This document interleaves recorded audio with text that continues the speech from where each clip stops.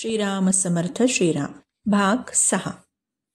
नैनं छिन्दन्ति शस्त्राणि नैनं दहति पावकः न चैनं क्लेदयन्त्यापो न शोषयति मारुतः. हा श्लोक क्वचितच कुणी असा असेल की ज्यांनी ऐकला नसेल. जिथे कुणाचा मृत्यू झालेला असतो त्याच्याकडे गेल्यावर त्याच्या नातेवाईकांच्या सांत्वनासाठी हा म्हटलाही जातो. आता इथे भगवंत म्हणतायत, अरे तू आपलं कुटुंबीय मृत्युमुखी पडतील असं जे म्हणतोस ना अर्जुना, ते कसं बरं मरतील? तिथपर्यंत शस्त्रास्त्रांची क्रिया पोहोचतच नाही. म्हणजे कसं?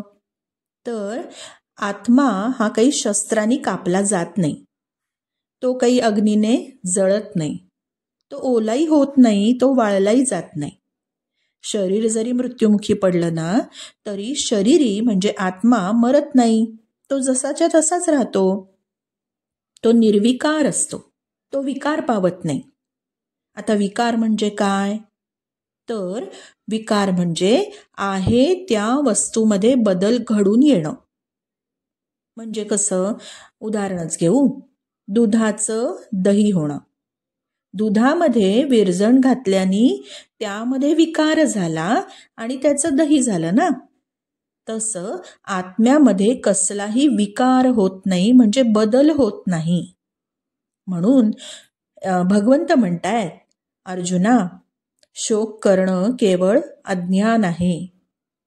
आता इथे भगवंताला अर्जुनाने प्रार्थना केली होती की माझ्या निश्चित कल्याणाची गोष्ट मला सांगा, मला काही कळत नाहीये, माझा सगळा गोंधळ उडालाय.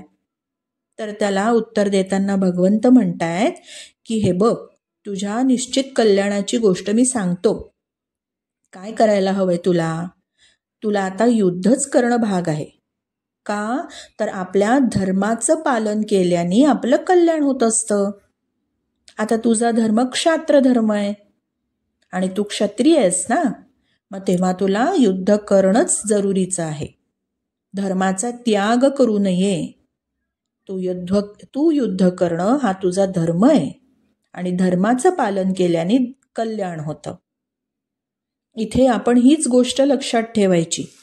आपल्या ऑफिसमध्ये आपल्याला जे काम दिलेलं असेल, घरात स्त्री धर्म म्हणून जे काही आपल्या वाट्याला स्वयंपाक करणं किंवा इत्यादी अशी कामं आलेली असतील ती करणं, किंवा जर आपण राजकारणात असू तर त्यातली कामं करणं, आपण शेतकरी असू तर शेतीविषयक कामं करणं, म्हणजे जे जे काही काम आपल्या वाट्याला आलेलं आहे ते आपण सचोटीने करावं. याला स्वधर्म पालन, स्वकर्म असं म्हणतात आणि ते केल्यानेच कल्याण असतं. श्रीराम समर्थ श्रीराम.